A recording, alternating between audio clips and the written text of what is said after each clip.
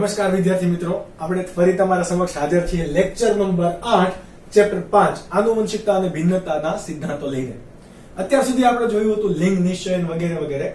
પછી ત્યારબાદ જોયું આપણે વિકૃતિ, જનનિક વિકૃતિ કેવી કહેવાય, પોઈન્ટ મ્યુટેશન કોને કહેવાય વગેરે વગેરે. એક તમારે પોઈન્ટ મારે મિસ થઈ ગયેલો, એ તમે યાદ રાખજો કે 5 મિથાઇલ એસિટેટ. 5 મિથાઇલ એસિટેટ કે જે પોતે રસાયણ છે એ શું કરશે તો કે પ્રેરિત વિકૃતિ તો ઉત્પન્ન કરશે જ, પરંતુ એ તમારી અંદર પોઈન્ટ મ્યુટેશન માટે પણ જવાબદાર છે. કોના માટે? Point mutation. કોણ છે કે 5 મિથાઇલ એસિટેટ. તો એ કોના માટે જવાબદાર છે? પોઈન્ટ મ્યુટેશન માટે. પોઈન્ટ મ્યુટેશન પણ કેવું પોઈન્ટ મ્યુટેશન? સ્વયં સ્ફુરિત પોઈન્ટ મ્યુટેશન માટે કોણ જવાબદાર છે? 5 મિથાઇલ એસિટેટ કે જે પોતે રસાયણ છે અને એ શરીરની અંદર ઉત્પન્ન થશે. એના કારણે શું થાય છે? Point mutation. એટલા માટે સ્વયંસ્ફુરિત છે, આપણે એને બહારથી એડ કરતા નથી, એટલા માટે પ્રેરિત કહેવાશે નહીં. તો આ પોઈન્ટ તમારે એક એડ કરી દેજો પોઈન્ટ મ્યુટેશન ની અંદર.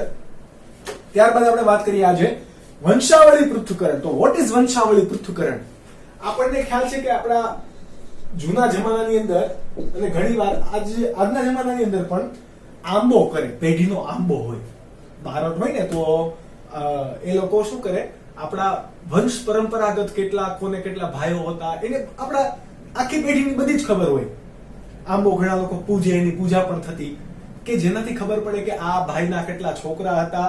આ ભાઈ ત્યારે, કારણ કે ડીએનએ પેટર્ન તો હતી ને, કે એવું નક્કી કરી શકાય કે આપણે બે વચ્ચે સંબંધ કયા છે, આપણા પૂર્વજો કોણ, એવું નક્કી કરવા માટે ડીએનએ સિક્વન્સ અથવા તો ડીએનએ ફિંગરપ્રિન્ટ વગેરે વગેરે પ્રક્રિયાઓ થતી નહીં. આવી રીતે લોકો યાદ રાખતા અને એકબીજા ઉપર ભરોસો રાખતા.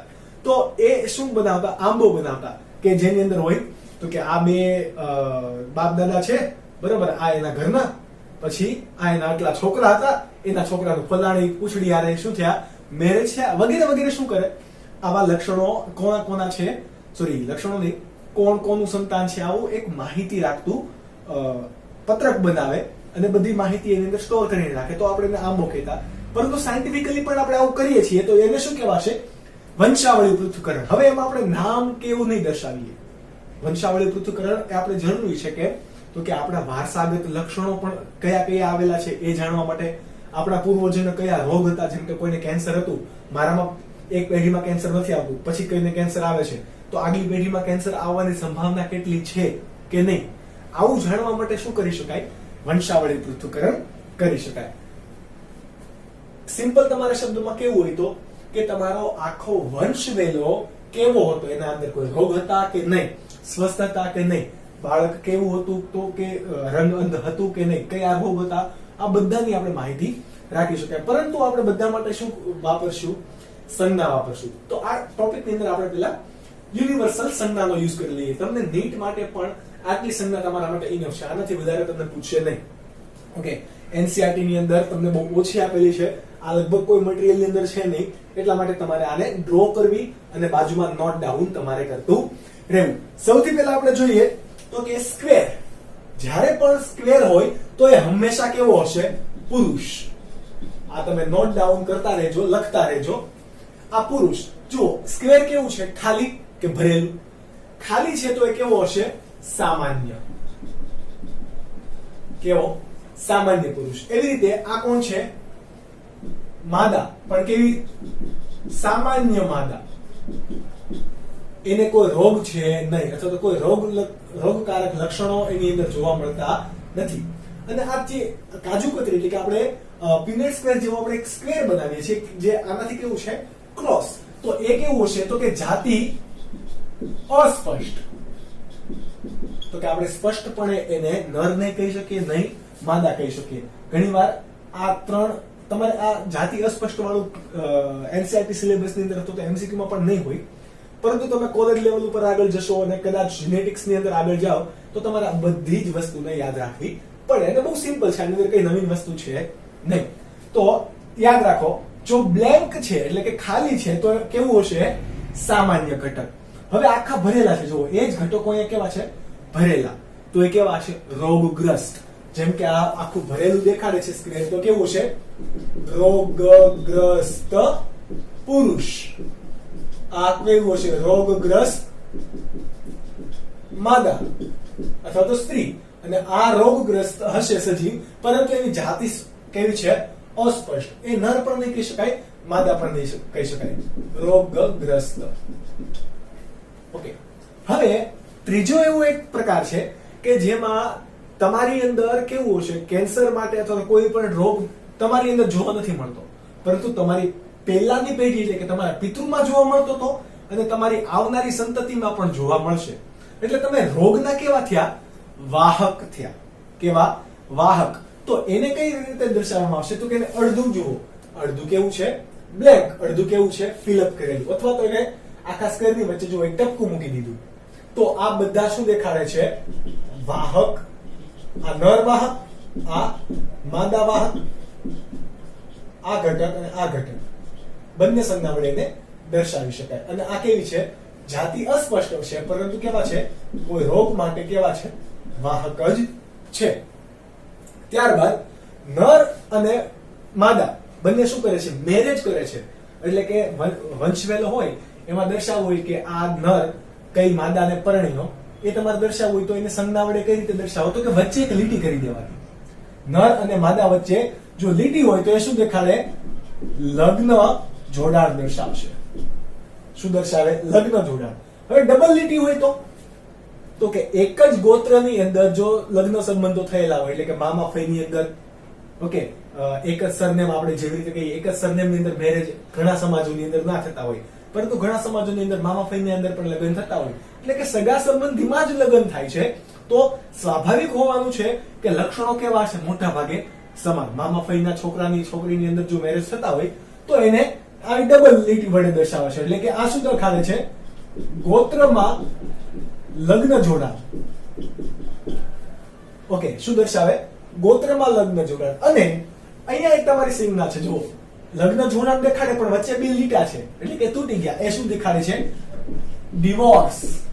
કોનો ડિવોર્સ થયેલો છે કોના જોડે, એ પણ તમારે અહીંયા નક્કી કરતી એક સંજ્ઞા હોવી જોઈએ. ત્યારબાદ આપણે વાત કરીએ, લગ્ન જોડાણ થયેલું છે અને એના છોકરા છે, તો કે યસ. કેટલા છે? તો કે અહીંયા દેખાડે 1 અને 2. કેટલા દેખાડે? 1 અને 2. આ શું દેખાડે? સામાન્ય માદા. આ શું દેખાડે? સામાન્ય નર. તો એને આવી રીતે નીચે એક લીટી કરીને 2 દેખાડવાનું. તો એને આને શું કહેવાશે? સંતતિ. શું કહેવાશે? સંતતિ. તો આ કેવી થશે? પિતૃ પેઢી. બરાબર. તો છોકરાને કઈ રીતે દર્શાવવાના? નીચે લીટી કરીને, એટલે કે લગ્ન ગ્રંથિનું જે જોડાણ છે એમાંથી લીટી કરીને જેટલી પણ પેઢી હોય તમે એને દર્શાવી શકો. ત્યારબાદ આવી રીતે કોઈ છે, જો કોઈ આ 2 સંતતિ દર્શાવી નથી પણ તે 2 લીટા મારેલા છે નીચે, તો એનો મતલબ શું થશે? કે સંતાન છે નહીં, અથવા તો સંતાન માટે કેવા છે? અસક્ષમ. ઘણી વખત નરની ફર્ટિલિટી અથવા તો માદાની ફર્ટિલિટીને કારણે બાળક આવવું અશક્ય હોય, એને સંતાન ના આવ્યું હોય, તો એને શું કહેવાશે? અસક્ષમ. અને આવી રીતે દર્શાવાશે આ સંજ્ઞા વડે. હવે તમે દત્તક લ્યો છો, બાળક તમારું નથી, પરંતુ કોઈ બાળકને તમે દત્તક લ્યો છો તો એને સ્ક્વેર બ્રેકેટની અંદર મૂકવાનું. જેમ કે આ સ્ક્વેર બ્રેકેટની અંદર રાઉન્ડ છે, તો એ શું દેખાડે? દત્તક લીધેલી સામાન્ય માદા. એટલે કે દત્તક સામાન્ય માદા. તો આ શું દેખાડે? દત્તક સામાન્ય નર બતાવે છે. ચલો, હવે કદાચ આ કેવું હોય? વાહક પણ હોઈ શકે અથવા તો રોગગ્રસ્ત પણ હોઈ શકે. તો વાહક હોય તો આ બેમાંથી કોઈ પણ એક સાઇન હશે, ટપકું હશે અથવા તો અડધું ભરેલું સ્ક્વેર હશે, અને જો રોગગ્રસ્ત હશે તો સંપૂર્ણ રીતે ફિલઅપ કરેલું અથવા તો ડાર્ક કલરથી એને નિશાની કરેલી હશે. ત્યારબાદ જોઈએ કોઈ સંતાન અથવા તો કોઈ પિતૃ પેઢીમાં જોડિયા બાળકો ઉદ્ભવે છે. કેવા? જોડિયા બાળક. તો જોડિયા બાળકોને આપે, માનો કે આ નર છે, આ માદા છે, તો એને આવી રીતે દર્શાવાશે. નર માદા ને કેવા બાળકો છે? જોડિયા બાળકો. અલગ અલગ ક્રમ નથી, પરંતુ કેવો છે? એક જ સાથે આવેલા છે. આ શું દેખાડે? જોડિયા બાળકની નિશાની. લીટી શું દેખાડે? જોડિયા બાળકની નિશાની. તો આ કેવી છે? માદા. અને આ કેવો છે? માદા. તો આને કેવા કહેવાશે? જોડિયા માદા. અને આને કેવા છે? જોડિયા નર. પરંતુ આ નર છે અને આ માદા, એની સંતતિ તમે આવી રીતે દર્શાવો છો, તો એ શું દેખાશે? જોડિયા નથી. પરંતુ કેવા છે? ટ્વિન્સ છે. ઓફકોર્સ કેવા છે? ટ્વિન્સ છે. પરંતુ બંને માદા નથી, બંને નર નથી, પરંતુ જોડિયા છે. એમાં વચ્ચે લીટી દર્શાવાશે નહીં. ઓકે, તો આ લક્ષણો પણ શું દેખાડે? જોડિયા, નર, માદા. ઓકે, ત્યારબાદ આ બાજુ આવી જઈએ તો કે હા, આ રાઉન્ડ ની અંદર 2 નંબર દર્શાવે છે. તો એ શું દર્શાવે? ઘણીવાર સંતતિની અંદર નર માદા આવી રીતે હોય, 2 માદા. તમારે આ રીતે ના દર્શાવવું હોય તો તમે આ રીતે પણ દર્શાવી શકો. જો છે કેવી? બંને માદા. તમે આવી રીતે પણ ક્યારેક દર્શાવી શકો. તો એ શું દેખાડે? એક પિતૃને 2 કેટલી છે? માદા. તો અંદર એનો શું આપેલો હોય? ક્રમાંક આપેલો હોય તો એની સંખ્યા દર્શાવે છે. એવી રીતે આ શું દર્શાવે? 5. તો 5 નર. એવી રીતે અહીંયા આંતરજાતીય કોઈ હોય એટલે કે જાતિ અસ્પષ્ટ હોય તો એને પણ સંજ્ઞા વડે દર્શાવી શકાય. આમાં પણ શું હોય? વાહક હોઈ શકે, રોગગ્રસ્ત હોઈ શકે, કોઈ પણ વસ્તુ હોઈ શકે. ત્યારબાદ તમારે 3 સાઇન બહુ મહત્વની છે જે ક્યારેય પૂછાઈ નથી અત્યાર સુધી, પરંતુ આપણે ભણી લઈએ. ચલો, આ નાનું સ્ક્વેર છે. જો આ કેવું છે? મોટું. હું તમને એક્ઝામ્પલ તરીકે સપોઝ એ દોરી દઉં. આવું કોઈ સ્ક્વેર આપેલું હોય તો કેવી છે? જાતિ અસ્પષ્ટ. પરંતુ એ સાઈઝમાં કેવું છે? નાનું છે. એ શું દર્શાવે છે? તો કે બાળક ફક્ત 1 દિવસ રહીને શું પામી ગયું? મૃત્યુ પામી ગયું. ઘણી વખત આવું બનતું હોય છે. બાળક 1 દિવસ રહીને જો મૃત્યુ પામે તો એને જાતિની અસ્પષ્ટતા વડે શું દેખાડવાનું? નાનું સાઈઝ કરી દેવાનું. એટલે શું બની જશે? એ જાતિ અસ્પષ્ટથી અલગ ચિહ્ન બની જશે. ઓકે, ત્યારબાદ છે આ મૃત બાળકનો જન્મ નહીં, પરંતુ એના પહેલા શું થઈ જાય? મિસકેરેજ થાય. તમને ખ્યાલ હશે મિસકેરેજ કોને કહેવાય. ઓકે, તો હું અત્યારે એની અંદર ડિટેલમાં તમને કહેતો નથી. મિસકેરેજ થાય તો એમાં વચ્ચે એક લીટો દર્શાવી દેવાનું. જો સ્ક્વેર કેવું છે? નાનું, વચ્ચે એક લીટો.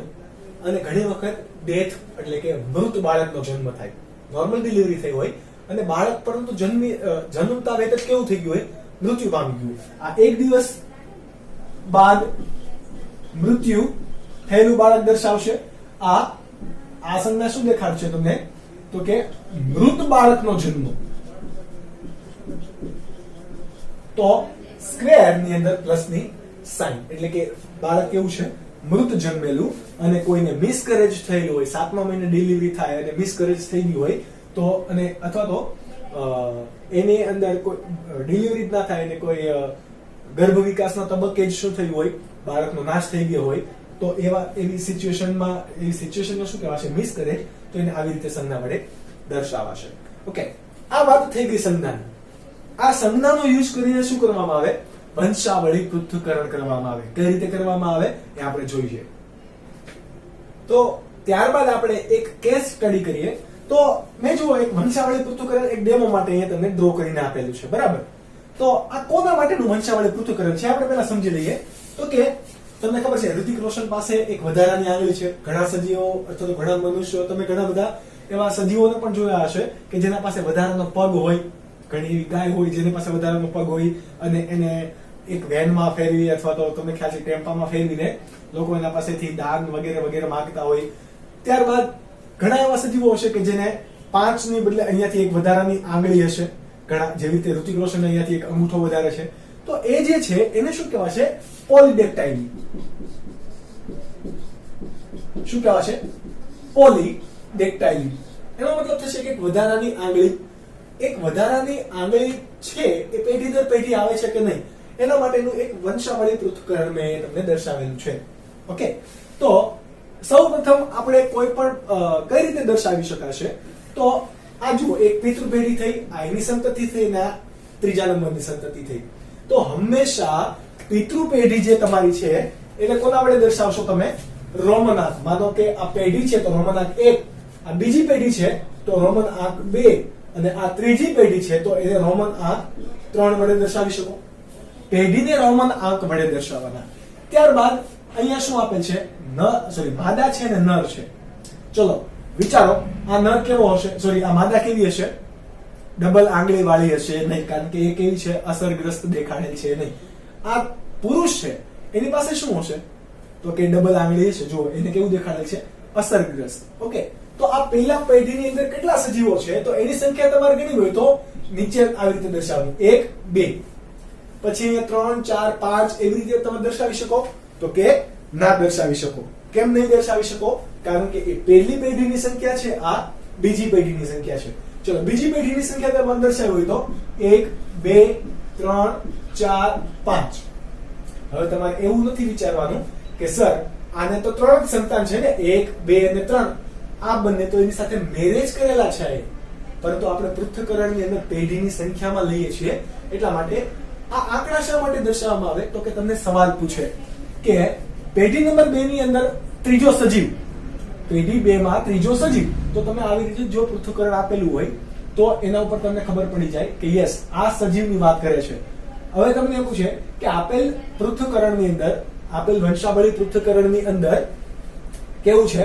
તો કે બીજી પેઢીનો ત્રીજો સજીવ, સોરી, બીજી પેઢીનો પહેલી માદા, બીજા પેઢીની પહેલી માદા એ કોઈ સામાન્ય પુરુષને પરણે છે. કોને પરણે છે? સામાન્ય પુરુષને પરણે છે. તો ત્રીજી પેઢીની અંદર કયા કયા સજીવો અસરગ્રસ્ત આવી શકે અથવા તો પોલિડેક્ટાઇલી આવી શકે? તો એના માટે પૂછવા માટે, એટલે ઇન્ડિકેટ થાય એ માટે જવાબદાર છે. ચલો હવે આપણે વાત કરીએ છીએ તો ગણી પણ લઈએ. ચલો આના કેવા જવાબદાર જનીન હશે? XY, આના XX, આપણને ખ્યાલ છે.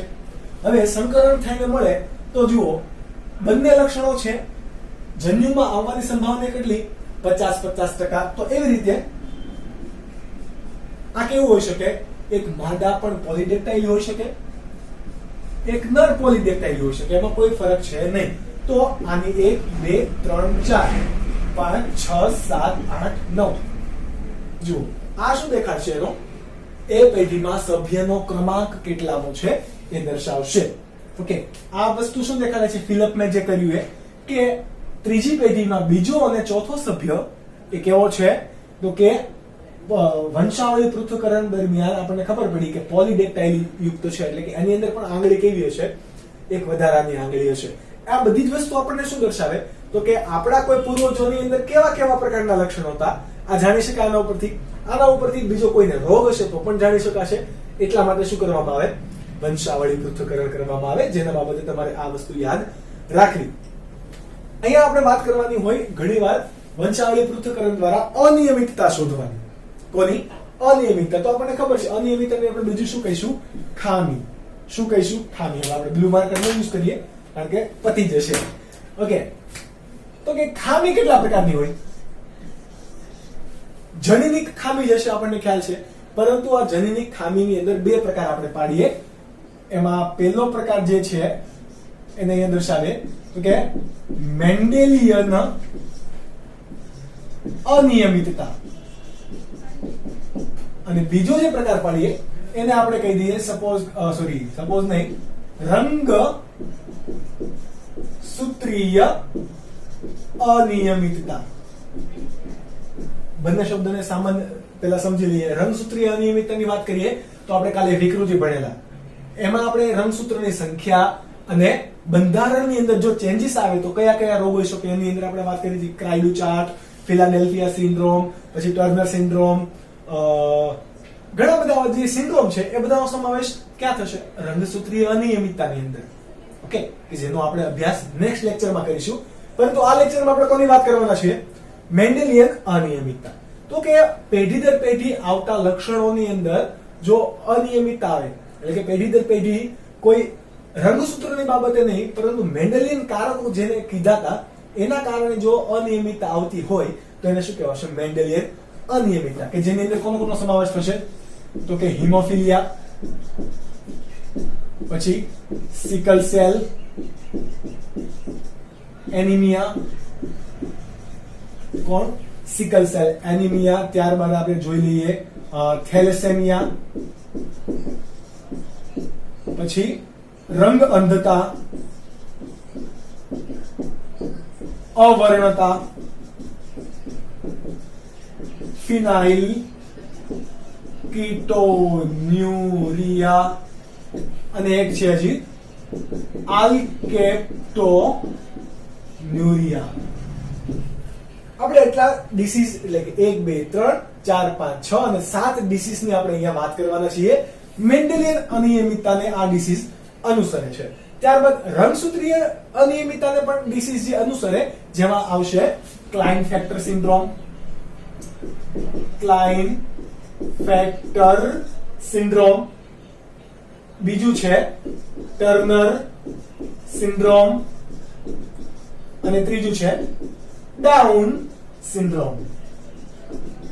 તો આમાં રંગસૂત્રીય અનિયમિતતામાં આપણે આ 3 ડિસીઝ ની વાત કરવાના છીએ કે જે નેક્સ્ટ લેક્ચર ની અંદર કરશું. આ લેક્ચર ની અંદર આપણે મેન્ડેલિયન અનિયમિતતા વિશે બધી વાતો કરીશું. આપણે રોગોની વાત કરીએ પહેલા એક પેટા ટાઈપ છે જે દરેક રોગો આ પ્રકારે હશે. મેન્ડેલિયન આનુવંશિકતાની અંદર, મેન્ડેલિયન આનુવંશિકતાની અંદર જો પેઢી દર પેઢી દરેક રોગ આવતા હોય, કેવા પેઢી દર પેઢી દરેક રોગ આવતા હોય તો એ કેવા હશે? પ્રભાવી લક્ષણયુક્ત રોગ. ઓકે, અને જો એ દરેક પેઢી દર પેઢી ના આવતા હોય પરંતુ એક પેઢીમાં હોય, બીજા પેઢીની અંદર કોઈ એના રોગના લક્ષણો હશે નહીં. યસ, એ રોગ માટે વાહક હોઈ શકે, પરંતુ ત્રીજી પેઢીમાં એટલે કે એક પછીની એક પેઢીમાં જો આવતા હોય તો એ કેવા પ્રકારના હશે? પ્રચ્છન્ન કારક ઉપર આવેલા છે. પ્રભાવી કારક પર આવેલા રોગો એટલે કે પ્રભાવી કારક પર રોગ માટેના લક્ષણો હશે અને પ્રચ્છન્ન કારક માટે પણ પ્રચ્છન્ન કારક ઉપર આવેલા રોગ માટેના લક્ષણો હશે. આ બંનેની આપણે વાત કરીશું. પ્રભાવી કારક તમને એવી રીતે વંશાવળી પૃથ્થકરણની અંદર પૂછે, જો પેઢી દર પેઢી તમને દરેક અસરગ્રસ્ત સજીવો દેખાય તો એ કેવા હશે? પ્રભાવી કારક. અને દરેક પેઢી દર પેઢી ના દેખાય, એક પેઢીમાં હોય, બીજી પેઢીમાં નથી, ત્રીજી પેઢીમાં રોગકારક સજીવ છે તો એને કેવા કહેવાશે? પ્રચ્છન્નકારક સજીવો કહેવાશે. આ વસ્તુ તમારે ધ્યાન રાખવી, કારણ કે નીટના એમસીક્યુ માં પૂછાય છે. આપણે પહેલો રોગ જોઈએ, હિમોફિલિયા.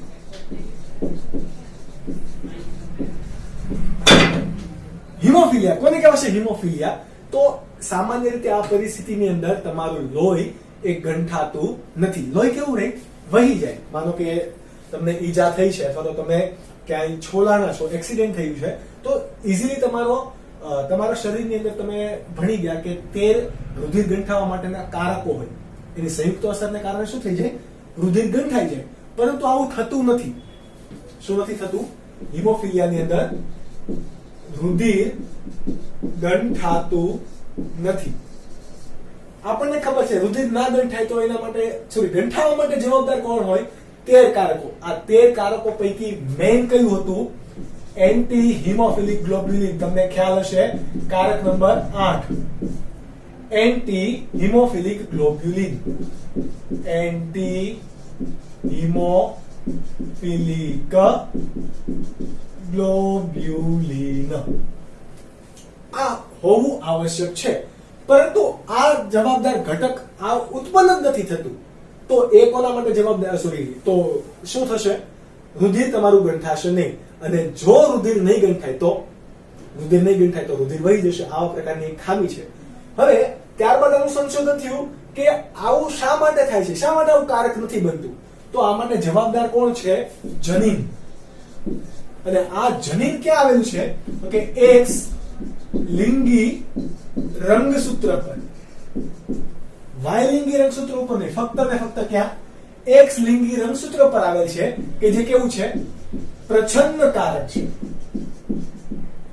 પ્રચ્છન્નકારક એટલે કે દરેક પેઢીની અંદર ના હોય, વાહક હોઈ શકે, પરંતુ શું હોય? એક પેઢી દર પેઢી આગળ વધશે. આપણે એનો સિમ્પલ ચાર્ટ સમજી લઈએ. જુઓ, માદા તમારી અહીંયા કેવી છે? સામાન્ય છે. સામાન્ય માદા તો હિમોગ્લોબિન માટે આવી રીતે દર્શાવાશે. હિમોફિલિયા માટે કેપિટલ H. તમે 3 પરિસ્થિતિ વિચારી લો. અહીંયા H વડે જો સંજ્ઞા દર્શાવી તો આ શું છે? પ્રભાવી. અને આ લક્ષણ કેવું છે? પ્રચ્છન્નકારક. ઓકે, તો H અને દર્શાવેલ છે તો તમારે પ્રભાવી કારક છે, તો એવી પરિસ્થિતિ કેવી હશે? સામાન્ય. સ્મોલ h વડે તમે દર્શાવો છો કોઈ પરિસ્થિતિ તો એ કેવી હશે? રોગગ્રસ્ત. અને કેપિટલ H ને સ્મોલ h વડે તમે દર્શાવો છો તો કેવી હશે? વાહક. સમજ પડી ગઈ? ઓકે, કેમ આપણે અહીંયા સ્મોલ h વડે દર્શાવ્યું તો કે આ કેવું છે? પ્રચ્છન્નકારક. એ આપણે અહીંયા સાબિત કરીએ છીએ એટલા માટે. ચલો, માદા છે આ કેવી છે?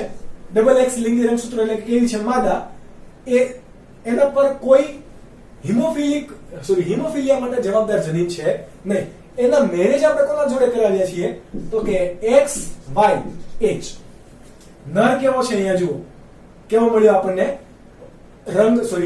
હિમોફિલિયા યુક્ત છે કે વાહક છે તો કે વાય લિંગી રંગસૂત્રો પર કોઈ જનીન નથી, એટલે કે ફક્ત કોના ઉપર છે, એક જ એક્સ લિંગી રંગસૂત્રો પર છે તો પણ આ કેવો હશે, હિમોફિલિયા યુક્ત.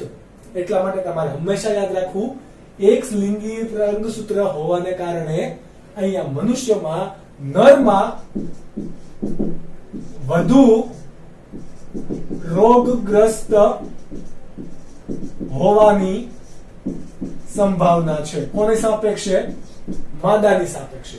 નર કેવો છે, વધારે રોગગ્રસ્ત હોઈ શકે. કેમ તો કે એક્સ લિંગી રંગસૂત્ર ઉપર જો આવી ગયું કયું સ્મોલ એચ જનીન, તો એનો મતલબ શું થઈ ગયું તમારે તો કે હિમોફિલિયા આવશે.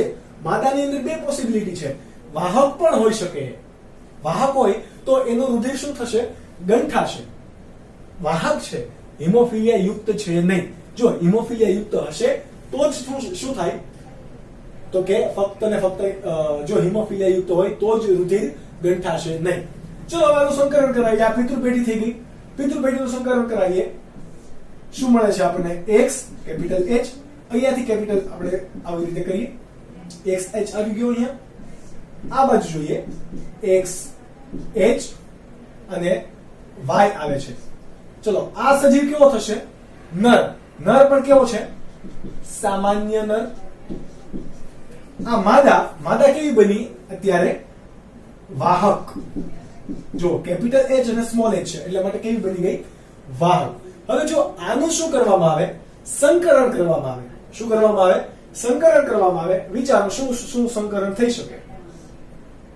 આના પાસેથી જન્યુ આવે. ટોટલ આપણી પાસે અત્યારે 4 પોસિબિલિટી થશે. એટલા માટે capital x H, capital x H આવી શકે, કેપિટલ એક્સ એચ આવી શકે. હવે કેપિટલ એક્સ એચ અને વાય, કેપિટલ એક્સ એચ અને વાય. ત્યારબાદ કેપિટલ એક્સ સ્મોલ એચ અને કેપિટલ એક્સ કેપિટલ એચ. આ બાજુ પણ જોઈએ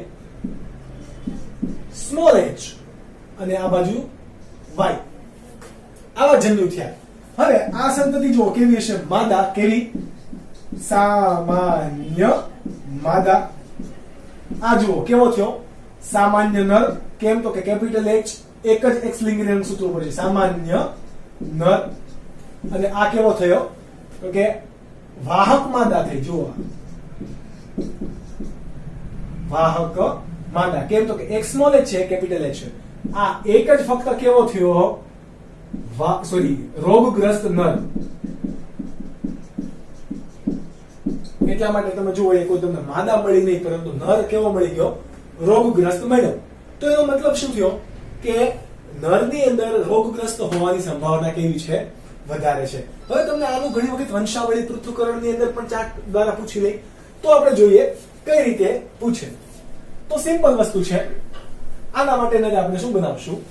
વંશાવળી પૃથ્થકરણનો ચાર્ટ બનાવશું. યસ, નીટની અંદર તમને આમાંથી પેઢી પૂછશે કે આવા પ્રકારનું કોઈ અથવા તો સામાન્ય માદા અને રોગગ્રસ્ત અથવા તો હિમોફિલિયા યુક્ત નર છે, તો એની F2 સંતતિની અંદર સામાન્ય નર આવવાની સંભાવના કેટલી? તો 4 પૈકી કેટલા છે? 1. તો કેટલા થયા ટકા? 25%. 1:1:1 નો રેશિયો મળ્યો. તો આ રીતના તમને સવાલ પૂછશે કે જે સવાલો હું તમને વિડીયોના એન્ડની અંદર, જેવી રીતે મેં તમને લાસ્ટ વિડીયોની અંદર પણ કરેલું, તો વિડીયોના એન્ડની અંદર તમને હું બધા લેક્ચર્સના આ બધા રિલેટેડ ક્વેશ્ચન્સ આપી દઈ કે જે તમારે સોલ્વ કરવાના રહેશે ઘરેથી. એનું સોલ્યુશન આપણે લેક્ચર નંબર 9 અથવા તો લેક્ચર નંબર 10 ની અંદર આપીશું. ઓકે, હવે વાત કરીએ વંશાવળી પૃથ્થકરણ. ચલો, માદા કેવી છે? સામાન્ય. નર કેવો છે? વાહક રોગગ્રસ્ત છે ને, એટલા માટે આપણે એને ફિલઅપ કરી દઈએ. ઓકે, આ ફિલઅપ થઈ ગયું. બંનેના લગ્ન થાય છે અને સંતતિ મળે છે. ચલો, સંતતિ કઈ કઈ હોઈ શકે? 2 સંભાવના હશે. આ એક્સ વાય એચ, આ એક્સ એક્સ આવું છે. 2 સંભાવના હોઈ શકે. XH અને કેપિટલ XH આવે, આવું આવે. તો અહીંયા જે તમને માદા મળે છે, માદા કેવી મળશે? વાહક મળશે. ઓકે, બીજું શું આવી શકે? કેપિટલ XH અને Y આવે. તો નર કેવો મળશે તમને? સોરી, નર કેવો મળશે? સામાન્ય, કેપિટલ XH અને Y. ઓકે, હવે કદાચ આ પેઢીના લગ્ન કોઈ સામાન્ય પુરુષ સાથે કરવામાં આવે. કેવા? સામાન્ય પુરુષ સાથે કરવામાં આવે, એટલે કે આના જેવું જ કંઈક આપણે કોન્સેપ્ટ થઈ ગયો. તો આપણને રેશિયો કેવો મળે છે? સમાન, એટલે કે 1:1:1. એટલે કે એક નર કેવો, એક માદા સામાન્ય, એક નર સામાન્ય. એક માદા કેવું છે? રોગવાહક, જ્યારે એક નર કેવું છે? રોગગ્રસ્ત. આ શું થઈ ગયું તમારું? વંશાવળી પૃથ્થકરણ. હવે તમને કોઈ પણ અહીંયાથી સિચ્યુએશન આપે, જેમ કે માદા રોગગ્રસ્ત હોય, નર સામાન્ય, તમે આવું બધું બનાવો, બરાબર? તમે નોટ્સ બનાવો અને આવી બધી કન્ડિશન મૂકીને જુઓ કોણ કોણ આવે છે. પ્રેક્ટિસ આની કરો. વાહક માદા નું સંકરણ કોના જોડે કરાવો? સામાન્ય નર. આ મેં તમને એક કેસ આપી દીધો. હવે તમે આ થોડી એક્સરસાઇઝ કરો જાતે. પછી રોગગ્રસ્ત માદા સામાન્ય નર, અને ત્રીજી કન્ડિશન મૂકો, રોગગ્રસ્ત માદા રોગગ્રસ્ત નર. આનું તમે શું કરશો? તો કે સિમ્પલ આવું એક ચાર્ટ પણ બનાવશો, જેનાથી તમને શું મળી જાય? ઘણા બધા પ્રકારના MCQ સોલ્વ કરવાના આવશે. તો તમે એની પ્રેક્ટિસ પડી જશે. ત્યારબાદ આનું વંશાવળી પૃથ્થકરણ પણ બનાવી જોજો. એટલે શું થાય? તો તમને જ્યારે પણ વંશાવળી પૃથ્થકરણ બનાવવાનું કહે, અથવા તો જ્યારે બનાવવાનું કહે, તો તમે ઈઝીલી બનાવી શકો. ત્યારબાદનો નેક્સ્ટ ટોપિક છે sickle cell anaemia. Sorry, sickle cell anaemia આપણે પછી ભણીએ. આના સાથે કન્ટિન્યુ કરીએ. રંગ અંધતા. હવે તમને ખ્યાલ છે રંગ અંધતા કોને કહેવાય? આપણે ઘણી વખત જેને રતાંધળાપણું કહીએ. રતાંધળાપણું એટલે કે સાંજે ના દેખાવું, જે વિટામિન એ ની ઉણપને કારણે થશે. અને આ વિટામિન એ ની અંદર કોણ હોય? રોડોપ્સિન. કારણ કે રોડોપ્સિન એ શું છે? વિટામિન એ ના વિપન્નો. આ બધું 11મા માં તમે ભણી ગયા. ઓકે, એટલા માટે હું તમને સ્પીડમાં રિવાઇઝ કરું છું અને બોર્ડ ક્લીન કરતો. રોડોપ્સિન ની ઉણપ હશે. રોડોપ્સિન પોતે શું છે? તો કે રેટિનલ અને ઓપ્સિનના ઘટકો અને જે વિટામિન એ ના વ્યુત્પન્નો છે. હવે વિટામિન એ ની તમારે જો ખોરાકમાં ઉણપ આવતી હોય તો રોડોપ્સિન પણ તમારું બનશે નહીં. રોડોપ્સિન બનશે નહીં તો શંકુ અને દંડકોષની અંદર દ્રષ્ટિ સંવેદનાની ક્રિયાવિધિ અટકશે. તો રાત્રિના દરમિયાન શું થશે? તો કે જે તમારી જે કલર વિઝિબિલિટી અથવા તો દ્રશ્ય, તમારે કોઈ જોવાની ક્ષમતા છે, એ એટલી બધી એક્યુરેટ હશે નહીં.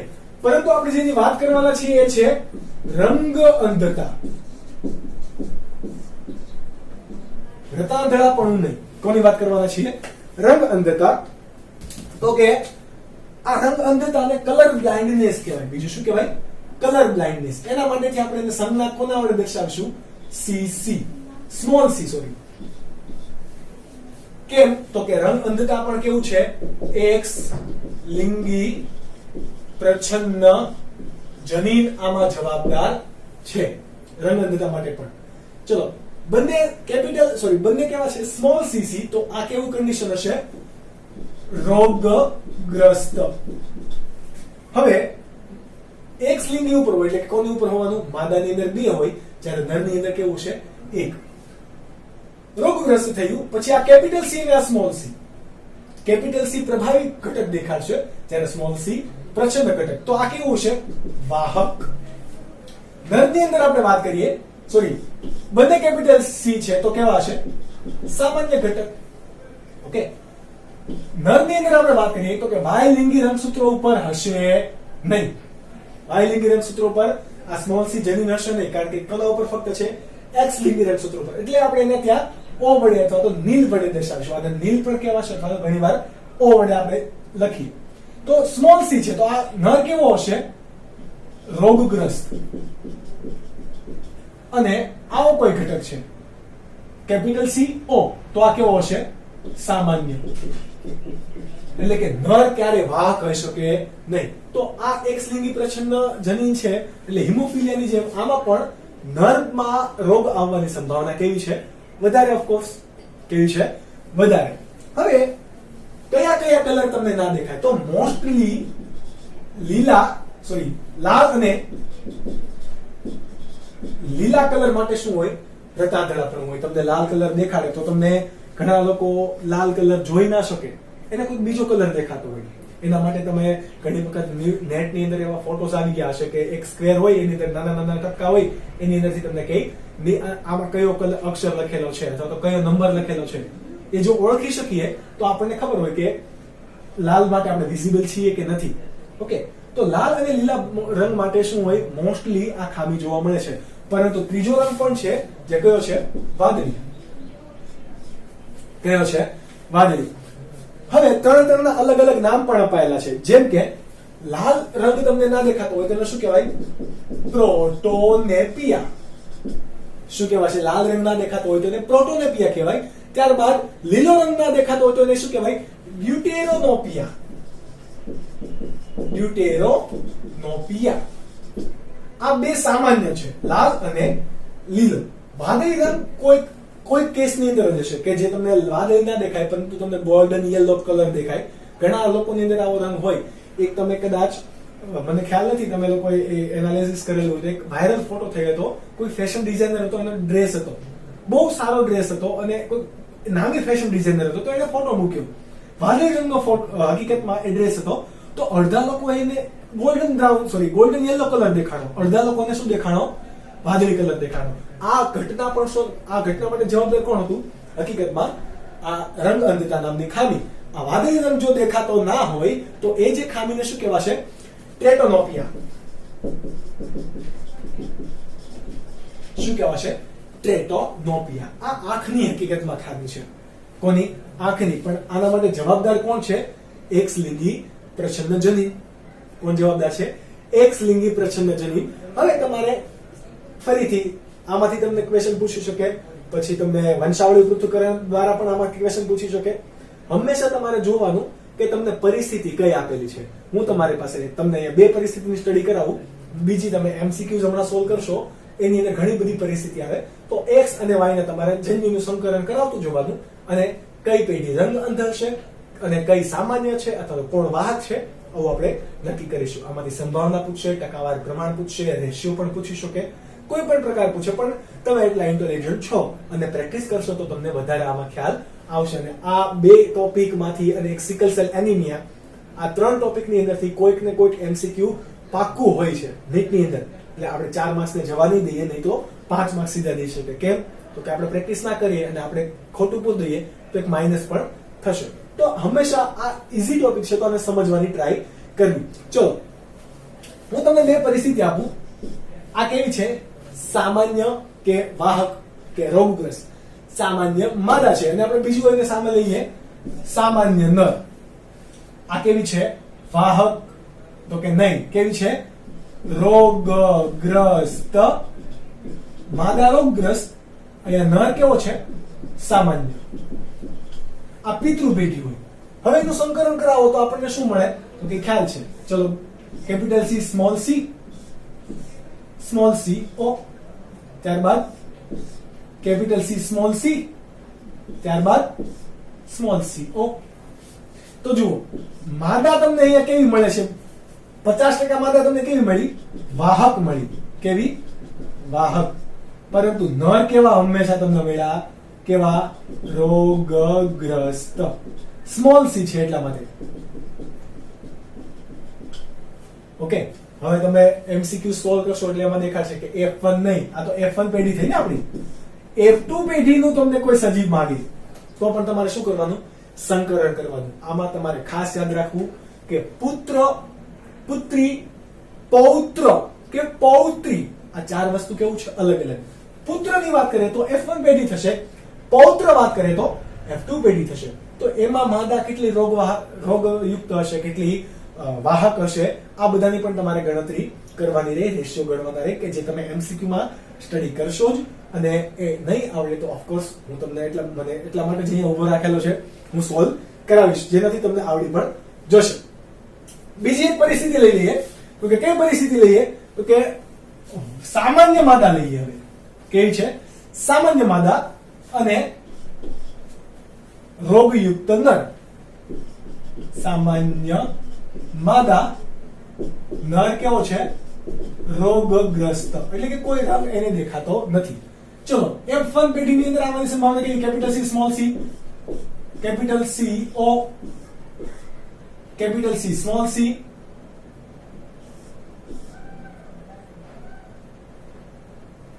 સોરી હા કેપિટલ સી ઓ. આનો મતલબ શું થયો? એક પણ સંતતિ જુઓ રોગગ્રસ્ત છે તો કે નહીં. આ કેવો છે? સામાન્ય નર. આ પણ કેવો છે? સામાન્ય નર. આ માદા કેવી છે? રોગગ્રસ્ત છે કે વાહક? તો કે વાહક. આ પણ કેવી છે? વાહક. તો તમને અહીંયા પૂછે કે સામાન્ય માદા અને સામાન્ય રોગગ્રસ્ત રંગ અંધ માટેના સજીવોનું સંકરણ થતા F1 પેઢીની અંદર રોગગ્રસ્ત માદા આવવાની સંભાવના કેટલી? 0. કોઈ આવ્યું છે અહીંયા? તો કે નહીં. તો આ તમારે શું કરવું પડે? એની માટે ચાર્ટ બનાવવો પડે. બહુ ઈઝી છે, તમે આ સિમ્પલી સોલ્વ કરી શકો. ઓકે, આ થઈ ગઈ રંગ અંધતાની વાત. હવે આપણે જે વાત છે મેઇન એ વાત કરીશું ત્રીજો રોગ કયો? તો કે થેલેસેમિયા. કોણ? થેલેસેમિયા. તમે ઘણી વખત સાંભળ્યું હશે કે થેલેસેમિયા માટે ટેસ્ટ કરાવવાની છે કોલેજમાં અથવા સ્કૂલની અંદર પણ હવે થેલેસેમિયાની ટેસ્ટ થાય. ઓકે, તો થેલેસેમિયા હકીકતમાં શું છે? તો કે હિમોગ્લોબિનની ખામી છે. શું છે? હિમોગ્લોબિન. અને આપણને ખબર છે હિમોગ્લોબિન એ શું છે? આપણું શ્વસન રંજક દ્રવ્ય. શું છે? શ્વસન રંજક દ્રવ્ય. જો હિમોગ્લોબિનનું પ્રમાણ એ કેવું છે? ઓછું ઉત્પાદન થતું હોય તો આપણા શરીરની અંદર પૂરતા પ્રમાણની અંદર ઓક્સિજનનું વહન થશે નહીં. શું થશે? ઓક્સિજનનું વહન થશે નહીં. એના માટે જવાબદાર કોણ છે? તો કે જનીન. આપણે પહેલા ટોપિકનું નામ આપી દઈએ. થેલેસેમિયા. ઓકે, થેલેસેમિયા માટે તમે એક વસ્તુ યાદ રાખજો, કારણ કે સિકલ સેલ એનિમિયા પણ હિમોગ્લોબિનની જ ખામી છે કે જે આપણે આના પછી ભણવાના છીએ. હવે થેલેસેમિયા બે પ્રકારના હોય, આલ્ફા થેલેસેમિયા અને બીટા થેલેસેમિયા. જો 16માં રંગસૂત્રમાં ખામી આવે, 16માં રંગસૂત્રમાં ખામી આવે તો આપણને ખબર છે હિમોગ્લોબિનનો અણુ હોય, કોનો? હિમોગ્લોબિનનો. એ આલ્ફા, આલ્ફા ડેશ, બીટા અને બીટા ડેશ, આવી ટોટલ 4 શૃંખલાની બનેલી હોય. ઓકે, તો 16માં રંગસૂત્રમાં ખામી આવે અને આલ્ફા રંગસૂત્ર આલ્ફા હિમોગ્લોબિનની શૃંખલા બરાબર બને નહીં, અથવા તો ટૂંકી બને, અથવા તો બને જ નહીં. બરાબર, તો કયા પ્રકારની ખામી આવશે? Alpha thalassemia. અને 11માં રંગસૂત્રની અંદર ખામી આવે તો એ કોને નુકસાન કરશે? તો કે હિમોગ્લોબિનની બીટા શૃંખલાને. તો એ પરિસ્થિતિને કઈ કહેવાશે? Beta thalassemia. બરાબર, એમાં પણ તમને ખબર હોવી જોઈએ, એમસીક્યુ પૂછે છે બીટા થેલેસેમિયા નું લગ્ન પહેલા પરીક્ષણ કરાવવું કેવું છે? આવશ્યક છે. તમે પણ યાદ રાખજો કે તમારા મેરેજ પહેલા તમે જે કોઈ પણ પાત્ર પસંદ કરો છો, ગર્લફ્રેન્ડ હોય, બોયફ્રેન્ડ હોય, તમારા ફિયાન્સ હોય, અથવા તો અરેન્જ મેરેજ કરતા હોય, ગમે તે કરતા હોય, પરંતુ હોવું શું જોઈએ? એ બીટા થેલેસેમિયા માઇનર હોવું જોઈએ. અહીંયા તમારે કેવા શબ્દો યુઝ કરવા પડશે? માઇનર અને મેજર. કેવા? માઇનર અને મેજર. કોઈ રોગગ્રસ્ત છે, થેલેસેમિયા યુક્ત છે, તો એને શું કહેવાશે? મેજર. અને જેની અંદર થેલેસેમિયા નથી એને શું કહેવાશે? માઇનર. તો કે નહીં, માઇનર એટલે કે એ કેવું છે? વાહક. આ કેવું છે? રોગગ્રસ્ત. અને જો કોઈની અંદર થેલેસેમિયા છે જ નહીં તો આપણે બીજું કોઈ કશું નહીં. જો વાહક છે તો એને શું કહેવાય? Thalassemia minor. તો એની અંદર કોઈ ખામી હશે નહીં. બીજું કેવું છે? રોગગ્રસ્ત થેલેસેમિયા છે. બરાબર, તો એને કેવા કહેવાશે? મેજર સજીવો. ઓકે, આ વસ્તુ તમારે ખૂબ યાદ રાખવું. કેમ તો કે આમાંથી બહુ છોકરાઓ એમસીક્યુઝ પૂછે છે. આલ્ફા થેલેસેમિયા, બીટા થેલેસેમિયા, રંગસૂત્ર, આ બધું તમારે એક વખત મગજની અંદર મેમરાઇઝ કરતું રહેવું, ફિટ કરતું રહેવું. હવે આ બંને પરિણામે થશે શું થેલેસેમિયાની અંદર? તો કે હિમોગ્લોબિનનું પ્રમાણ કેવું બનશે? ઓછું હશે. હિમોગ્લોબિનનું પ્રમાણ કેવું? ઓછું. અથવા તો હિમોગ્લોબિનનું ઉત્પાદન કેવું થાય છે? ઓછું થાય છે. એટલે આ સંખ્યાત્મક થઈ કે રચનાત્મક અથવા તો ગુણાત્મક? તો આને બીજું કહેવાય હિમોગ્લોબિનની સંખ્યાત્મક ખામી. શું કહેવાશે? હિમોગ્લોબિનની સંખ્યાત્મક ખામી. અહીં આપણે 3 કેસની સ્ટડી કરીએ. ચલો, પહેલા કેસની અંદર તમારા પિતૃ કેવા છે? સામાન્ય. અને માતૃ પણ કેવા છે? સામાન્ય. તો તમે કેવા હશો? ઓફકોર્સ કેવા હોય? સામાન્ય. તો તમારી અંદર થેલેસેમિયા આવવાની સંભાવના છે નહીં. એટલા માટે તમારે થેલેસેમિયાનું પરીક્ષણ કરવું જરૂરી છે. બીજું છે, તમારા માતા કેવા છે? નોર્મલ.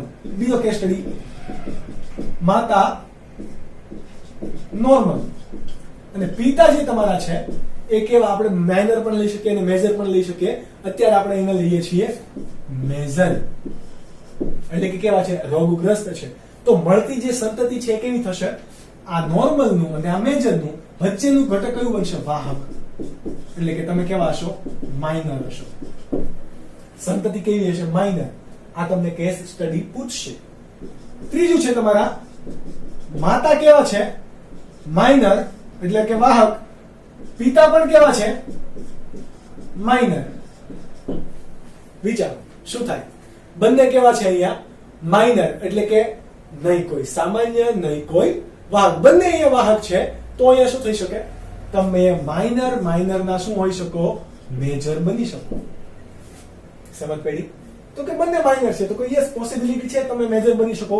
આના માટે જે જવાબદાર રંગસૂત્ર છે એ અને આના માટેનું રંગસૂત્ર જવાબદાર એ બંને આવશે ને તમે કેવા થઈ શકો? પોઝિટિવ, એટલે કે મેજર બની શકો. હજી એક આપણે કેસ સ્ટડી કરીએ. તો કે કયો કેસ છે? તો કે સામાન્ય અને માઇનર નો. આપણે કયો છે? સામાન્ય અને માઇનર નહીં. સામાન્ય કોઈ એક પિતૃ છે અને બીજું કોણ છે? માઇનર. સામાન્ય અને માઇનર. તો તમે પણ કેવા બનશો? માઇનર. કેવા? માઇનર. ખાલી એક જ એવો કિસ્સો કે જેની અંદર બંને કેવા છે? માઇનર અને બીજું બંને કેવા છે? મેજર. જેમ કે 5મો કિસ્સો અહીંયા લખી દઉં. પિતૃ કેવા? બંને મેજર, એટલે કે થેલેસેમિયા તમારી મમ્મીમાંય છે અને તમારા પપ્પામાંય છે. તો તમે પણ કેવા હશો? થેલેસેમિયા યુક્ત જ હશો. એની અંદર કોઈ બીજો ઓપ્શન્સ છે નહીં. તો આ વાત થઈ થેલેસેમિયાના 5 સ્ટડી કેસ. તો આ 5 સ્ટડી કેસની અંદરથી પણ તમને ક્વેશ્ચન્સ પૂછશે કે જે તમને આવડતા હોવા જોઈએ. આગળની વાત કરીએ, એ પણ હિમોગ્લોબિન યુક્ત જ છે. આ હિમોગ્લોબિનનું કેવું છે? પ્રમાણ ઓછું અને સંખ્યાત્મક ખામી છે. આ વસ્તુ યાદ રાખજો. નેક્સ્ટ ટોપિક છે આપણો સિકલ સેલ એનિમિયા. કયો છે? Sickle cell anemia. તો એમાં હકીકતમાં હિમોગ્લોબિનનું જે બંધારણ બનવું જોઈએ એની અંદર બંધારણમાં ખામી આવે છે. પ્રમાણ તો એનું છે જ એટલું, એટલે કે સંખ્યાત્મક નહીં, પરંતુ હિમોગ્લોબિનની કેવી છે? રચનાત્મક ખામી. Sickle cell anemia. તો સિકલ સેલ એનિમિયાની અંદર થશે શું? તો વેર ઇઝ બ્લેક માર્કર? યા ઓકે. હિમોગ્લોબિનની કેવી છે? આ બંધારણીય અથવા તો રચનાત્મક ખામી. હિમોગ્લોબિનના બંધારણની અંદર ચેન્જ થશે. કોના? હિમોગ્લોબિનના બંધારણની અંદર. અહીંયા જે પણ ઘટક જવાબદાર છે એને આપણે આવી રીતે દર્શાવશું. HbS. માનો કે કોઈ સજીવ આવી રીતે દર્શાવે છે HbS haemoglobin, S for sickle cell anaemia. Okay, ચલો આવું કોઈ સજીવ છે તો એ કેવું છે? રોગગ્રસ્ત. હવે હિમોગ્લોબિન A વાળી જે કન્ડિશન છે શું દેખાડશે? નોર્મલ. HbS આવી કોઈ કન્ડિશન છે તો આ કેવું હશે? વાહક. સિકલ સેલ એનિમિયા માટે કેવું હશે? વાહક.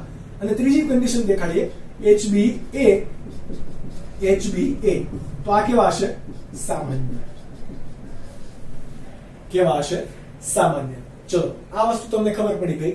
હવે આ બધા માટે જવાબદાર તમે અહીંયા જનીન તો જોઈ લીધા, પણ કયા નંબરનું જનીન છે? આપણે ત્યાં હમણાં વાત કરી હતી કે હિમોગ્લોબિન માટે 16મા નંબરનું રંગસૂત્ર અને 11મા નંબરનું રંગસૂત્રની આપણે વાત કરી. તો અહીંયા કયા નંબરનું રંગસૂત્ર આવશે? તમારા 16મા નંબરના 11મા નંબરના રંગસૂત્રની ખામી છે. કેવી? 11th રંગસૂત્રની ખામી. આ 11મા રંગસૂત્રની અંદર જવાબદાર એક જનીન છે. જનીન એ તમારું શું કાર્ય કરતું હશે? પ્રોટીન નિર્માણનું કાર્ય કરે છે. પ્રોટીન નિર્માણમાં, કારણ કે હકીકતમાં હિમોગ્લોબિન એ શું છે? પ્રોટીન. આલ્ફા શૃંખલા અને બીટા શૃંખલા છે શું છે? પ્રોટીન. પરંતુ આ જનીનની અંદર શું થાય?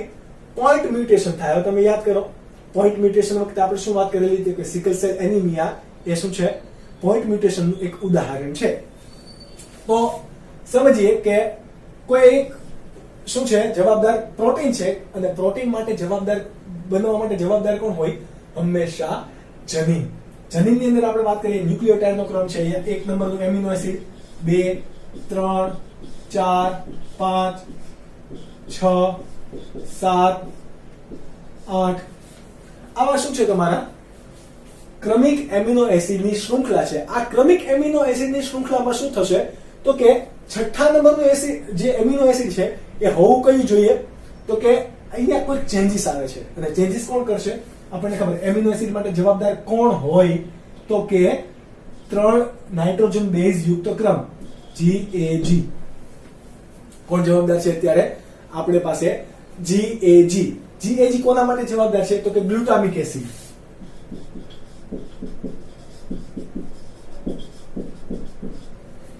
ફરીથી સમજો, આ શું છે? તમારી પ્રોટીનની શૃંખલા છે. સોરી, પ્રોટીનની શૃંખલા. પ્રોટીન શાનું બનેલું હોય? એમિનો એસિડનું. આ એક શૃંખલા છે. એમાં પહેલા નંબરનું એમિનો એસિડ કોઈ પણ લઈ લો, બરાબર. એ ચોક્કસ શૃંખલાની અંદર છઠ્ઠા નંબરનું જે એમિનો એસિડ છે એ હોવું કયું જોઈએ હિમોગ્લોબિનની અંદર? તો કે ગ્લુટામિક એસિડ હોવું જોઈએ. કયું હોવું જોઈએ? Glutamic acid. આપણે આગળ પણ વાત કરી ગયા તો કે ભાષાંતરણ નામની પ્રક્રિયા દ્વારા શું થાય? આ જનીન હોય એટલે કે mRNA માંથી તમારું શું બનાવવાનું છે? પ્રોટીન. તો એ કોના દ્વારા બનશે? કઈ પ્રક્રિયા? ભાષાંતરણ. અને mRNA એ શું ધરાવે? તો કે રિબોસોમની અંદર mRNA ની ઉપર એક કોડિંગ શૃંખલા હોય. આ તમે ભાષાંતરણની ક્રિયાવિધિ ચેપ્ટર નંબર 6 ની અંદર ડિટેલમાં ભણશો. પરંતુ તમને એક વસ્તુ કહી દઉં કે એમિનો એસિડ અહીંયા તમારું ગોઠવાનું, તેના માટે જવાબદાર કોણ હશે? કોઈ ચોક્કસ નાઇટ્રોજન બેઝ ક્રમ. ઓકે, નાઇટ્રોજન બેઝ ક્રમને આપણે 3 સંકેત વડે દર્શાવીએ. GAG. તો ગ્વાનિન, એડેનિન, ગ્વાનિન. આવો પ્રકારનો mRNA ઉપરનો ક્રમ હોય તો અહીંયા કોણ બનશે? ગ્લુટામિક એસિડ આવે. પરંતુ mRNA ની અંદર શું આવે છે? વિકૃતિ આવે છે, અને GAG ને બદલે GUG આવી જાય છે. કોના બદલે? GAG હોવો જોઈએ છે કયું? GUG. આ GAG કોના માટે જવાબદાર છે? તો કે ગ્લુટામિક એમિનો એસિડ. અને GUG કોના માટે જવાબદાર છે? વેલાઇન. કોના માટે? વેલાઇન. હવે GAG ને બદલે GUG આવી ગયો તો છઠ્ઠા નંબરનું જે એમિનો એસિડ હોવું કયું જોઈએ? Glutamic acid. હવે હશે કયું? વેલાઇન. સમજ પડી? આ વેલાઇન હોવાને કારણે જે હિમોગ્લોબિન આપણે જોતું હતું એ શું થયું? ચેન્જ થઈ ગયું. શું થઈ ગયું? ચેન્જ. એટલે કે આપણે જે જોઈએ છે ઈચ્છિત નિપજ વાળું છે અથવા તો ઈચ્છિત લક્ષણ વાળું છે નહીં. હિમોગ્લોબિન છે, પરંતુ કંઈક અલગ એનું બંધારણ છે, અલગ લક્ષણયુક્ત છે. અને આ હિમોગ્લોબિન ની અંદર શું આવી? આપણે કહેવાય વિકૃતિ. કઈ શૃંખલામાં આવી? તો કે આપણે વાત કરી 11મું રંગસૂત્ર. એટલે 11મું રંગસૂત્રમાં કઈ હશે? બીટા શૃંખલા. કઈ? 11મા રંગસૂત્રની ખામી એ બીટા શૃંખલા માટે કામ કરશે, જ્યારે 16મા રંગસૂત્રની ખામી એ આલ્ફા શૃંખલા ઉપર કાર્ય કરશે. જો આ એક વસ્તુ ઉપર જ થયું, GUG અને GAG ને બદલે GUG, તો આ આપણે બીજું શું કહેવાશે? Point mutation. કોણ? Point mutation. ચલો, આ વાત થઈ ગઈ આપણી કોની? તો કે આવી રીતે કોઈ કન્ડિશન થાય છે, આપલે થાય છે, ચેન્જીસ થાય છે, પોઈન્ટ મ્યુટેશન થાય, એના પ્રમાણે એના પરિણામે સિકલ સેલ એનિમિયા જોવા મળે છે. પરંતુ એના લક્ષણો શું છે? શું થાય સિકલ સેલ એનિમિયા હોય તો? તમે તો સર એવું પણ કીધું હતું કે સિકલ સેલ એનિમિયા એ કેવી છે? ઘાતક અથવા તો લિથલ વિકૃતિ છે. કેવી છે? ઘાતક અથવા તો લિથલ વિકૃતિ. એના કારણે મૃત્યુ સંભવ છે, મૃત્યુ જ થશે. આવું તમે કીધું હતું કે પોસિબલ છે? તો કે યસ. કેમ? જ્યારે પણ ઓક્સિજનનું દબાણ ઘટે, યાદ રાખજો, ઓક્સિજનનું દબાણ ઘટે તો તમારા જે દ્વિઅંતરગોળ આકારનો શું છે? રક્તકણ છે એ કેવો થઈ જશે? એ હિમોગ્લોબિન હશે. હવે હિમોગ્લોબિન એ ઓક્સિજન સાથે જોડાવાનું હોય, પરંતુ ઓક્સિજનનું દબાણ કેવું થઈ ગયું, ઘટી ગયું, તો આ તમારો રક્તકણ એ દાતરડા આકારનો થઈ જશે, એટલે કે વળી જશે. એટલે એને કીધું સિકલ સેલ. કેવું કીધું? Sickle cell. સમજ પડી? જો આવો વળી જાય તો એ ઓક્સિજનનું વહન કરતો નથી. ઓક્સિજનનું વહન નહીં કરી શકે તો શું થશે? તમારા મૂત્રપિંડ, તમારું હૃદય, મગજ, આ બધાને નુકસાન પહોંચાડશે. કારણ કે એ બધા અંગોને સતત ને સતત શાની જરૂર હોય? ઓક્સિજનની જરૂર હોય. અને આ કોઈને ઓક્સિજન નહીં પહોંચાડી શકે એટલે તમારું શું થઈ જશે? ડેથ પાક્કું છે. એટલે હમણાં કોરોનાની અંદર ખબર છે પેલા લોકો વાયરલ થયા છે કે 4 પેલા જતા હોય મ્યુઝિક સાથે. બસ જો સિકલ સેલ એનિમિયા થાય તો તમારું મૃત્યુ કેવું છે? સંભવ છે. પરંતુ યાદ રાખવું, સિકલ સેલ એનિમિયા હશે તો પણ મૃત્યુ ક્યારે થાય? ઓક્સિજનનું દબાણ ઘટે ત્યારે. ઓક્સિજનનું દબાણ નોર્મલ છે તો તમને એટલો બધો કોઈ પ્રોબ્લેમ આવશે નહીં. યસ, શ્વસનની અંદર તકલીફ તમને પહેલેથી આવતી રહેશે, પરંતુ મૃત્યુ ક્યારે થઈ જશે? ઓક્સિજનનું દબાણ ઘટે ત્યારે. પરંતુ હવે તમે સમજો, આના માટે જવાબદાર કોણ છે? જનીન. તમે બાળક છે, બાળક સિકલ સેલ એનિમિયા ગ્રસ્ત છે અને ત્યારે જ હકીકતમાં શાની જરૂર હોય? ઓક્સિજનની જરૂર હોય. ત્યારે ઓક્સિજનનું દબાણ ઘટી જાય તો શું થઈ જાય? બાળક રામ નામ સત્ય થઈ જાય. ઓકે, તો આ વાત થઈ કોની? સિકલ સેલ એનિમિયાની. તમારે આ વસ્તુ યાદ રાખવી કે હિમોગ્લોબિનની અંદર બંધારણીય અથવા તો રચનાત્મક ખામી છે. આને બીજું એક કહેવાશે ગુણાત્મક ખામી. કેવી? ગુણાત્મક એટલે કે ક્વોલિટી ચેન્જ થવી. જ્યારે સંખ્યાત્મક ક્યાં હતી? એટલે સંખ્યાત્મક અથવા તો માત્રાત્મક ક્યાં હતી? થેલેસેમિયાની અંદર. ઓકે, હવે અહીંયા આ હિમોગ્લોબિનને કારણે થાય છે. સિકલ સેલ એનિમિયા હિમોગ્લોબિનની વિકૃતિને કારણે થાય છે. આવું કોણે કીધું? તો એના માટે એક વૈજ્ઞાનિક હતો. વૈજ્ઞાનિકનું નામ એક્ઝેક્ટ મને યાદ નથી, પણ વૈજ્ઞાનિકોએ શું કીધું તો કે હિમોગ્લોબિન, પહેલા લોકોને શું હતું કે મૃત્યુ થાય છે. ઓકે, ધેટ સિમ્પલ, મૃત્યુ થાય છે, પરંતુ એના માટે જવાબદાર કોણ છે? હિમોગ્લોબિનની અંદર ચેન્જીસ આવવું. આ ચેન્જીસ આવે એ જવાબદાર કોણ છે? જનીન. અને આ જનીનને આપણે કેવું કીધું? ઘાતક. તો આ ઘાતક જનીન શોધવા વાળા કોણ? તો તે પહેલું છે એલ ક્યુનેટ. કોણ? એલ ક્યુનેટ, કે જેને ઉંદરડાની અંદરથી શું શોધ્યું? ઉંદરમાંથી ઘાતક જનીન શોધ્યું. જો યાદ આવી ગયું નામ, એલ ક્યુનેટ ઉંદરમાંથી ઘાતક જનીન શોધ્યું. અને બીજું છે ઈ બોર. ઈ બોરે વનસ્પતિ છે, એનું નામ છે સ્નેપ ડ્રેગોન. એમાંથી ઘાતક જનીનની શોધ કરી. અને ઘાતક જનીનને કારણે જે કોઈ પણ વિકૃતિ થાય એને શું કહેવાય? લિથલ વિકૃતિ અથવા તો ઘાતક વિકૃતિ. આ વાત થઈ ગઈ સિકલ સેલ એનિમિયાની, કે જે તમારે નીટના પોર્શન માટે પણ ખૂબ જ ઇમ્પોર્ટન્ટ છે. ઓકે, ત્યારબાદ આપણે અત્યાર સુધી આપણે જે જોયા એ કેવા હતા? એક્સ લિંગી પ્રચ્છન્ન અથવા તો દૈહિક ઉપર પ્રચ્છન્ન હતા. હવે આપણે જોવાના છે કે જન્મજાત ચયાપચયની ખામી. આ પણ કોના નિયમને અનુસરે છે? મેન્ડેલિયન આનુવંશિકતાના નિયમોને જ. કોને? મેન્ડેલિયન આનુવંશિકતાના નિયમોને જ અનુસરે છે. અને આ ત્રણે કેવી છે? જન્મજાત ખામીઓ. કેવી છે? જન્મજાત. અને આને કેવી કીધી છે? ચયાપચયની ખામી. કેમ? તો કે આમાં ઉત્સેચક આધારિત કોઈ પણ વિકૃતિ છે. ઓકે, ત્રણે આપણે તફાવતની રીતે ભણીએ તો તમને વધારે ઇઝીલી યાદ રહેશે. કારણ કે ત્રણની મેથડ કેવી છે? Same to same. લક્ષણ કેવા? અલગ અલગ. ચલો, પહેલું છે ફિનાઇલકીટોન્યુરિયા, કે જેને સંજ્ઞા PKU વડે પણ દર્શાવાશે. કોના વડે? PKU વડે. ચલો, ફિનાઇલકીટોન્યુરિયા છે તો એના માટે સંજ્ઞા કઈ આપણે વાપરીશું? Small p. Double small p એ કોના માટે જવાબદાર છે? ફિનાઇલકીટોન્યુરિયા માટે. Okay, capital P small p વાહક, બંને કેપિટલ P સામાન્ય. એવી રીતે ડબલ સ્મોલ a કોના માટે જવાબદાર છે? આલ્કેપ્ટોન્યુરિયા માટે. અને ડબલ C એ કોના માટે જવાબદાર છે? આલ્બિનિઝમ માટે. ઓકે, આવું અહીંયા ધ્યાન રાખજો. અહીંયા ઓ જનીન અને રંગ અંધતા સાથે તમે મિક્સ થઈ જાઓ નહીં. પરંતુ અહીંયા માટે આલ્બિનિઝમ માટે પણ કોણ જવાબદાર છે? ડબલ C જનીન. ત્રણનું કામ શું છે?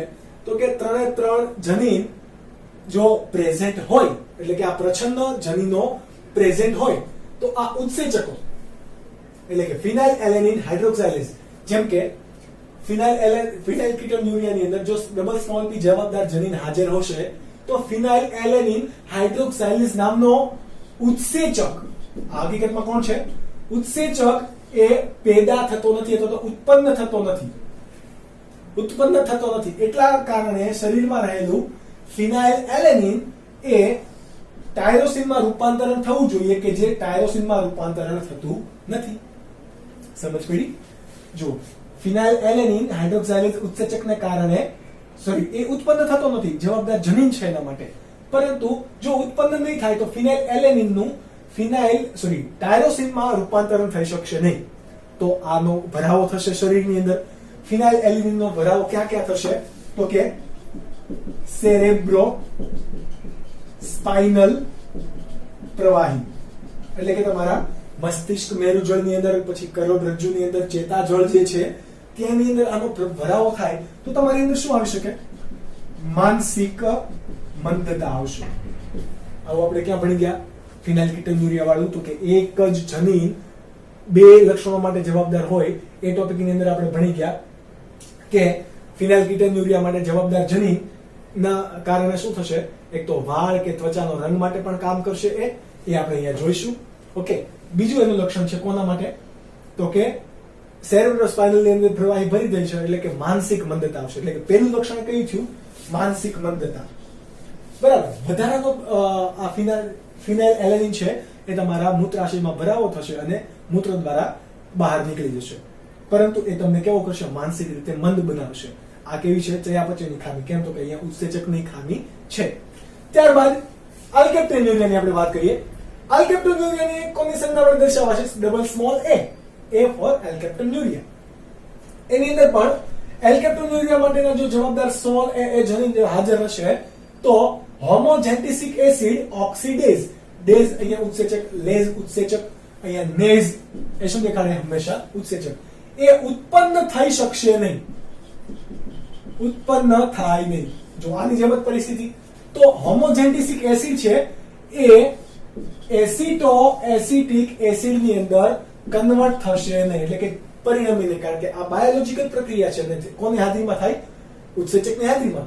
તો આ પ્રક્રિયા નહીં થાય. પ્રક્રિયા નહીં થાય તો શું થશે? તો કે તમારો હોમોજેન્ટિસિક એસિડ નો શું થાય? ભરાવો થાય અથવા તો એનો શું થશે? સંગ્રહ થશે. હવે સંગ્રહ થાય એનો તમારે શું કરવો? નિકાલ તો કરવાનો જ. નિકાલ કોના મારફતે થાય? મૂત્રને કારણે. અને મૂત્ર હવાના સંપર્કમાં આવે તો એ કેવો કલર આપશે? કાળો કલર.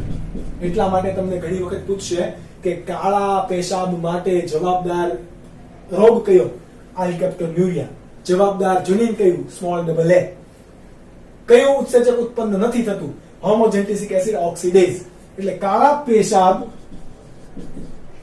ના રોગ તરીકે ઓળખાતો રોગ કયો છે? આલ્કેપ્ટોન્યુરિયા. કે જો આની જેવી જ ખામી છે. કોઈ એક ઉત્સેચક નથી ઉત્પન્ન થતો એટલે કે એક ઘટક બીજાની અંદર કન્વર્ટ થઈ શકતું નથી. ત્યારબાદ છે આલ્બિનિઝમ. આલ્બિનિઝમ એટલે કે અવર્ણતા. તમારા ચામડીની અંદર કે વાળના રંગમાં કે આંખની કીકીમાં રંગ માટે જવાબદાર કોણ હોય હંમેશા? તમને ખબર છે? મેલેનિન. મેલેટોનિન નહીં. મેલેટોનિન એ પિનિયલ ગ્રંથિમાંથી ઉત્પન્ન થતો અંતઃસ્ત્રાવ છે. આપણે અહીંયા મેલેનિનની વાત કરીએ છીએ કે જે તમારા ત્વચાના રંગ માટે જવાબદાર હોય. આ ત્વચાના રંગ માટે જવાબદાર જે ઘટક છે મેલેનિન એ પણ કોઈ જનીનની વિકૃતિને કારણે છે. તો કે કઈ રીતે? તો કે એ જો ડબલ સ્મોલ સી જનીન છે એ હાજર હશે તો ટાયરોસિનેઝ ઓક્સિડેઝ ઉત્પન્ન થશે નહીં. ટાયરોસિનેઝ ઉત્સેચક ઉત્પન્ન થશે નહીં. તો આ ટાયરોસિનેઝ નું મેલેનિનમાં રૂપાંતરણ થશે નહીં. મેલેનિનની અંદર રૂપાંતરણ નહીં થાય તો આપણા શરીરની અંદર રંગ માટે જે જવાબદાર ઘટકો છે મેલેનિન એ બનશે નહીં. એના કારણે શું થાય? કોઢવાળી પરિસ્થિતિ આવી શકે. તો કે યસ, તમારી ત્વચા એકદમ ધોળી થઈ જાય, સાવ એકદમ ડલ કલર, ફિક્કો એકદમ વ્હાઈટ. ઓકે, ત્યારબાદ ધોળા વાળ થઈ જવા. જો કે આપણે મોટી ઉંમરે વાળ થવા ધોળા એના સાથે અહીંયા કઈ સંબંધ નથી, પરંતુ નાની ઉંમરે જ બધા વાળ ધોળા હોવા, આંખની કીકીનો રંગ ચેન્જીસ હોવો, તો આ બધા માટે જવાબદાર કોણ છે? મેલેનિનની ગેરહાજરી. અને એ કોના કારણે થશે? ટાયરોસિનેઝ ઉત્સેચક નહીં હોય તો ટાયરોસિનનું મેલેનિનમાં રૂપાંતરણ નહીં થઈ શકે. આ માટે ઘટક. હવે તમે અહીંયા જો ટાયરોસિનની વાત કરતા હતા અને અહીંયા પણ શું છે? ટાયરોસિન. આપણે એવું આગળ ભણી ગયા કે એક જ બંને માટે જવાબદાર રંગસૂત્ર કેવા છે? એક જ. એક રંગસૂત્ર પર આવેલા જનીનો એક કરતા બે વધારે કાર્ય કરે છે. કયું કયું?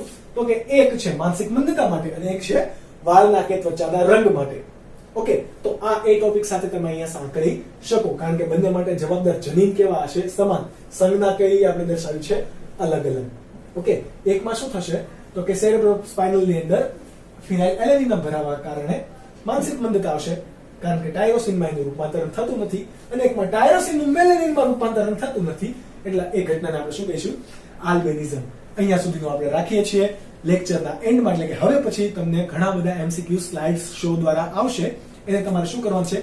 પોઝ કરવાનું છે, એનો જવાબ તમારે લાવવાની ટ્રાય કરવાની છે, નોટ બનાવો, એની અંદર લખતા જાઓ, કારણ કે હું તમને નીટમાં પૂછાયેલા કે PMT ની અંદર પૂછાયેલા MCQs આપીશ કે જે તમે સોલ્વ કરશો તો મોટા ભાગના એ પ્રકારના તમને MCQ પૂછે છે. તો તમારી એક પ્રેક્ટિસ પણ થાય. એ જવાબ લખી રાખો, અથવા તો તમે નોટ્સ બનાવો તો એમાં લખી રાખો, અને જ્યારે હું નેક્સ્ટ સોલ્યુશન આપું તો એ સોલ્યુશનની અંદર તમે શું કરશો? એ જવાબ સાથે કમ્પેરિઝન કરશો. અથવા તો આ વિડીયોના એન્ડમાં જો તમારે જવાબ આવી જાય, તમે સોલ્વ કરો, તો આ વિડીયોના નીચે તમે લાઈક કરશો અને સબસ્ક્રાઇબ કરશો, તો નીચે એક શું આવશે? કોમેન્ટ બોક્સ ખુલશે, એની અંદર બધાના જવાબ લખવા. ઓકે, જવાબ લખશો એટલે લોકોને પણ ખબર પડે, જે બીજા લોકો સોલ્વ કરતા હશે, કે આપણા જવાબ સાચા છે કે ખોટા. નેક્સ્ટ લેક્ચરની અંદર આપણે વાત કરીશું આ મેન્ડેલિયન આનુવંશિકતા થઈ ગઈ, ત્યારબાદ કોષરસીય આનુવંશિકતા, વાયજનીન આધારિત આનુવંશિકતાની પણ વાત કરીશું, અને રંગસૂત્રીય આનુવંશિકતા સાથે આપણે ચેપ્ટર કમ્પ્લીટ કરીશું, અને બધા જ MCQ સોલ્વ કરવાનો આપણે ટ્રાય કરીશું. Thank you.